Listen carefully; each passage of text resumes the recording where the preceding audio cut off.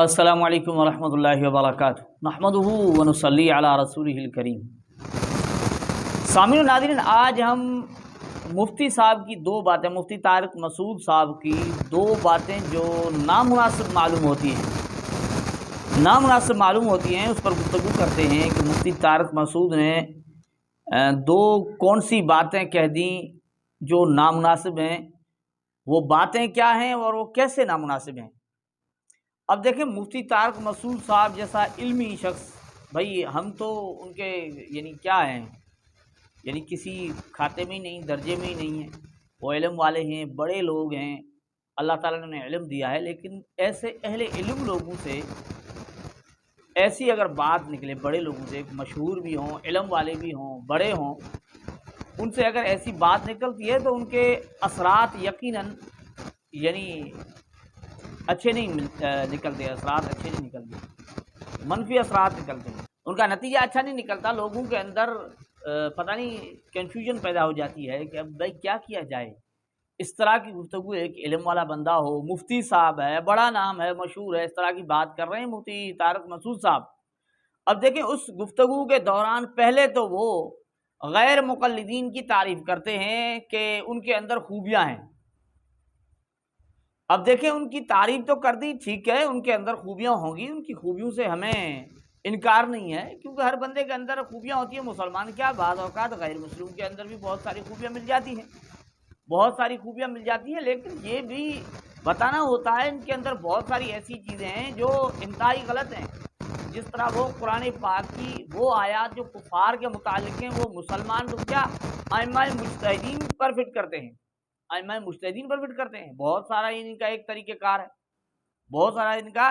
کار ہے، اور خود تحقیق کر کے قرآن کو اپنی منچاہی کے مطابق ان سے مسائل حل کرتے ہیں۔ یہ بھی چیزیں ان کے اندر ہے نا، بہت کثرت سے پائی جاتی ہیں، لیکن وہ مفتی طارق مسعود صاحب ان کی تعریف کرتے ہیں۔ نامناسب باتیں ہیں وہ آپ کو بتانے والے ہیں، لیکن ان کے شروعات میں، ابتدا میں یہ باتیں کہتے ہیں کہ بھئی غیر مقلدین کے اہل حدیثوں کے اندر بہت ساری خوبیاں ہیں۔ سب سے بڑی خوبی کیا ہے کہ وہ بدعتی نہیں ہے۔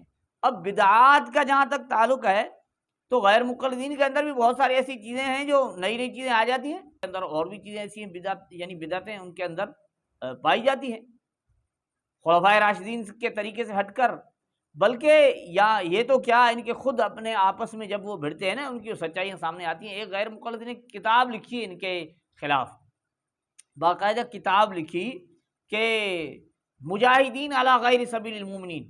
اب یہ مجاہدین کون تھے؟ یہ لشکر طیبہ والے، یہ جو جماعت الدعویٰ اس وقت جو ہے نا، وہ مجاہدین علی غیر سبیل المومنین، وہ مجاہدین جو صحابہ کے طریقے پر نہیں۔ اب بتائیں، جو صحابہ کے طریقے پر نہیں، صحابہ کے راستے پر نہیں، مومنین کی سبیل پر نہیں، وہ کیا ہے؟ ان کو آپ بدعتی نہیں کہیں گے تو کیا کہیں گے؟ تو یہ خود انہوں نے مانا اس چیز کو۔ بہرحال آگے جو مفتی طارق مسعود صاحب کہتے ہیں نا، جو بات نامناسب معلوم ہوتی ہے، وہ یہ کہتے ہیں کہ دیوبندیوں میں بدعت مارکیٹ میں ہول سیل کے حساب سے ملیں گی۔ تو میں بار بار کہتا ہوں، اہل حدیث میں کچھ خوبیاں بھی ہیں بھائی، سب سے بڑی بات بدعتی نہیں ہوتے، اور ہمارے دیوبندیوں میں بدعت مارکیٹ میں، بولو بھائی، ہول سیل کے حساب سے ملیں گی آپ کو۔ اب دیکھیں بھائی، دیوبندیوں کے اندر بدعات ہول سیل کے حساب سے ملتی ہیں مارکیٹ میں، جس طرح ہول سیل کے حساب سے چیزیں ملتی ہیں نا، دیوبندیوں کے اتنی کثرت سے بدعات ملتی ہیں۔ اب یہاں ہونا تو یہ چاہیے تھا کہ مفتی طارق مسعود صاحب جو ہے نا، وہ اس چیز کی نشاندہی کر دیتے کہ فلاں فلاں چیزیں ہیں، بدعات ہیں۔ اب اتنی کثرت سے ہمارے علماء تو دن رات جو نا بدعتیوں کے خلاف بیانات کرتے ہیں، کتابیں لکھی ہیں، ان کا رد کرتے ہیں، ان سے مناظرے کرتے ہیں۔ وہ بیچارے بریلوی وہ چیخ رہے ہوتے ہیں، بھائی آپ یہ چیز ہمارے خلاف بول رہے ہیں، یہ چیز وہ اس چیز کو محسوس کر رہی ہے، ہمیں اچھی طرح ہٹ کر رہے ہوتے ہیں، ان کی بدعات کا رد کر رہے ہوتے ہیں دن رات۔ اب یہ کہتے ہیں ہمارے اندر جو نا ہول سیل کے ریٹ سے مل رہی ہے، پتہ نہیں کیا، پتہ نہیں کہاں ہے بھائی۔ اب مفتی طارق مسعود صاحب جیسا بندہ ایسی بات کہہ دے، اب ہم نظر دوڑائیں تو ایسی چیز نظر نہ آئے، سارے نہیں ہوتا کہ ان کی نشاندہی لیکن کر ریشو دیتے، بہرحال یہ بتا دیتے۔ بہت اب زیادہ۔ ایسی ویڈیو لے کر غیر مقلدین یا اور فرقوں والے اس کا فائدہ اٹھاتے ہیں اور لوگوں کو گمراہ کرتے ہیں اچھی طرح۔ ایک دو بات یہ ہو گئی کہ بھائی بدعات ہیں ان کے اندر، غیر مقلدین کے متعلق بدعت نہیں، ان کے اندر بدعت اور مارکیٹ میں ہول سیل کے حساب میں نہیں، کتنی نامناسب بات معلوم ہوتی ہے معذرت کے ساتھ کہ نامناسب معلوم ہوتی ہے، اس کی نشاندہی کر دی جاتی، واضح بات کر دی جاتی، کون سی بدعات ہیں، کیونکہ ہمارے علماء تو اس چیز سے بہت دور ہیں، اس چیز کو پسند ہی نہیں کرتے، لیکن مفتی صاحب اتنے بڑے ہو کر ایسی بات کہہ رہے ہیں۔ دوسری بات، اب کہتے ہیں کہ سارے نہیں، اس میں کہتے ہیں کہ سارے نہیں، یعنی سارے بدعت نہیں، ریشو بہرحال بہت زیادہ ہے، اور پھر کہتے ہیں کہ بھائی ریشو بہت زیادہ، آپ بتا دیتے کیا ہے، لیکن کہتے ہیں کہ یہ ان کی خوبی ہے، یعنی غیر مقلدین ماننا پڑے گا کہ غیر مقلدین قبر پرست نہیں ہیں، غیر مقلدین قبر پرست نہیں ہیں، دیوبندی بھی کہتے ہیں نہیں ہوتے لیکن ہوتے بھی ہیں۔ تو یہ ان کی خوبی ہے، تو جو ہے وہ تو ماننا پڑے، قبر پرست بالکل بھی نہیں ہوتے، دیوبندی بھی نہیں ہوتے، لیکن ہوتے بھی ہیں۔ ملیں گے آپ کو مسٹنڈوں کی طرح بیٹھے ہوئے ہوں گے قبروں پہ۔ اب نہیں ہوتے بھی ہیں، آپ کو ملیں گے قبروں پر بیٹھے ہوئے۔ اب عجیب بات ہے، سمجھ میں بات نہیں آ رہی۔ مفتی طارق مسعود صاحب بدعتی بھی کہہ رہے ہیں دیوبندیوں کو، قبر پرست بھی کہہ رہے ہیں، اور کہتے ہیں ملیں گے آپ کو بیٹھے ہوئے۔ بھائی قبر پر کوئی بیٹھا ہوا تو اس سے یہ کیا معلوم ہوتا ہے کہ وہ قبر پرست ہے؟ یہ بھی تو بات نہیں بنتی۔ اور پھر یہ تو بات ہی غلط ہے نا کہ ہمارے وہ جو بیچارے بریلوی جماعت تبلیغ میں لگ کر جماعت میں جب لگتے ہیں تو وہ بیچارے بالکل ہی ان سے متاثر ہو کر ان چیزوں کو چھوڑ دیتے ہیں۔ یہ قبروں پر جا کر مانگنا، وہاں نظر و نیاز کرنا، وہاں یعنی منتیں ماننا، یہ ساری چیزیں بیچارے چھوڑ دیتے ہیں صرف اس وجہ سے کہ ان کا تعلق تبلیغی جماعت سے جب بنتا ہے، علماء دیوبند سے، اس جماعت سے بنتا ہے، تو وہ اس چیز کو چھوڑ دیتے ہیں۔ یعنی یہ بات واضح ہے کہ ان کے اندر ایسا ماحول ہی نہیں ہے کہ غیر اللہ سے مانگا جائے۔